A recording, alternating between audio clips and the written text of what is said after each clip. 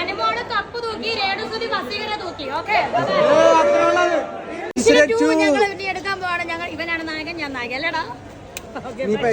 തീർച്ചയായിട്ടും തകർത്തോ grand finale? Anumol കപ്പടിച്ചപ്പോ സന്തോഷം. രേണു ആരെ കപ്പടിക്കണം ആഗ്രഹിച്ചിരുന്നു? നല്ല ഗെയിമറിന് കപ്പ് ഇട്ടിട്ട് അനീഷിന് ഫുൾ സപ്പോർട്ട് ഉണ്ടായിരുന്നു. കാരണം എനിക്ക് അവനെ പേഴ്സണലി ഇഷ്ടമാണ്. നല്ലൊരു ഗുഡ് പേഴ്സൺ ആണ് അവൻ. സോ ഇഷ്ടമാണ്.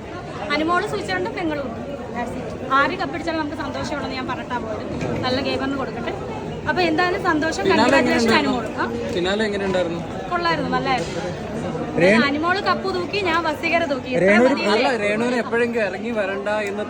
ഒന്നും തോന്നിയിട്ടില്ല. എനിക്ക് ഇറങ്ങി വന്നത് എന്റെ ഏറ്റവും വലിയ സന്തോഷമായിട്ടാണ് ഞാൻ കരുതുന്നത്. ഒരു നിരാശയില്ല. രേണുസുതി ക്വിറ്റ് ചെയ്തത് ഏറ്റവും സന്തോഷകരമായിട്ടുള്ള അനുഭവമായിട്ടാണ് എനിക്ക് തോന്നുന്നത്. കാരണം ഞാൻ അവിടെ നിന്ന് കഴിഞ്ഞാൽ നിങ്ങൾ ആഗ്രഹിച്ച് നിങ്ങളല്ലല്ലോ അവിടെ നിൽക്കണത്. ദുബായ് പോയി, ബഹ്റൈനിൽ പോയി, എല്ലായിടത്തും പോയി. രേണുസുതിക്ക് ഒരു നിരാശയില്ല. തീർച്ചയായിട്ടും ഫാൻസ് എന്നല്ല, അവരെന്റെ എല്ലാമാണ്. ഫാൻസ് ഞാൻ പറയാറില്ല, എന്റെ എല്ലാമാണ്.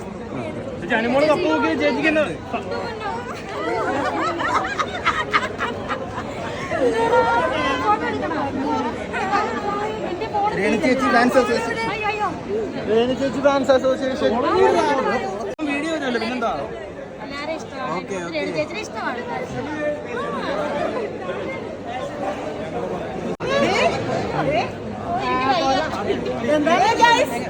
ഞാൻ എന്റെ ആൽബത്തിന് എത്ര വ്യൂ കയറി, എന്ത് ഷോർട്ട് ഫിലിം ചെയ്യാന്നാണ്.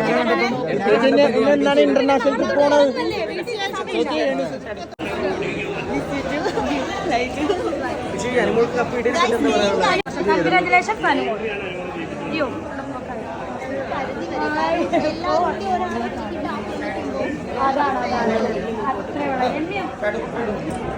വേണന്റെ കൈ പിടിച്ചു. എന്തോ സോഷ്യൽ മീഡിയയിലൊക്കെ പറയുന്നതേ പുറത്തിറങ്ങിയിട്ട് ഒരാളെ പോലും ഒരു കംപ്ലൈന്റ് ഒന്നും പറയാതെ രേണുസുതി മാത്രമേ ഉള്ളൂ. എന്താ പറയാനുള്ളത്? കാരണം രേണുസുതിയാണ്. കുറേ പേർക്ക് നെഗറ്റീവ് ഉണ്ടായിരുന്നു. അതെന്തായാലും ബിഗ് ബോസ് ചെല്ലുമ്പം അവർക്ക് മനസ്സിലായി ഞാൻ എന്താണ്. ഒരുപാട് പേര് എനിക്ക് മെസ്സേജ് അയച്ച് വിളിച്ച് പറഞ്ഞിട്ടുണ്ടായിരുന്നു, അയ്യോ ചേച്ചി ഇതായിരുന്നു ചേച്ചി. ഞങ്ങളൊക്കെ ഓർത്ത് ചേച്ചിയാണ്ട് ഭീകരയായിരുന്നു. പക്ഷെ ഭീകരയൊന്നും അല്ലാന്ന് മനസ്സിലായി.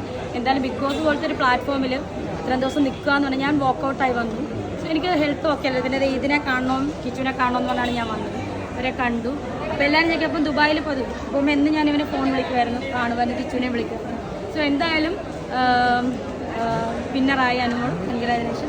അനീഷിനെ സ്പെഷ്യലായിട്ട് ഇഷ്ടമാണ്. പിന്നെ എനിക്ക് കിട്ടിയ ഏറ്റവും വലിയൊരു ഭാഗ്യം ശാരിക എൻ്റെ ഫ്രണ്ടായിട്ട് വന്നതാണ്. ഹോട്ട് സീറ്റ് ശാരിക ഇപ്പം ഹാർട്ടിലൊരു സീറ്റ് ഉറപ്പിച്ചു അവള്.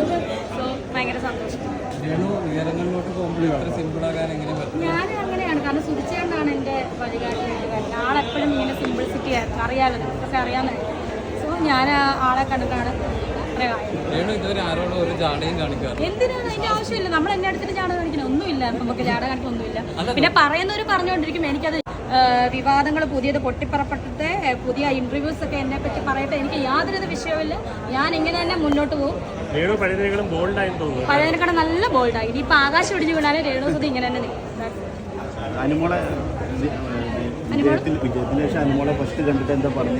കെട്ടിപ്പിടിച്ചു, കൺഗ്രാജുലേഷൻസ് പറഞ്ഞു.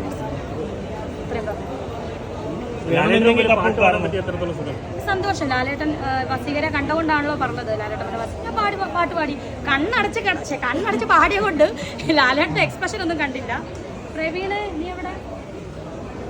ഇതൊക്കെ നോക്കി നിൽക്കുന്നു. ഇങ്ങോട്ട് എവിടെ? ഡാൻസും പാട്ടും എല്ലാം ഒരുമിച്ച് കളിക്കുന്ന മറ്റാരും ഇല്ല. ഒരാൾ പാട്ടുകാരൻ ഡാൻസ് അറിയില്ല. അത് രേണുവാണ് രണ്ടും ചെയ്യുന്നത്.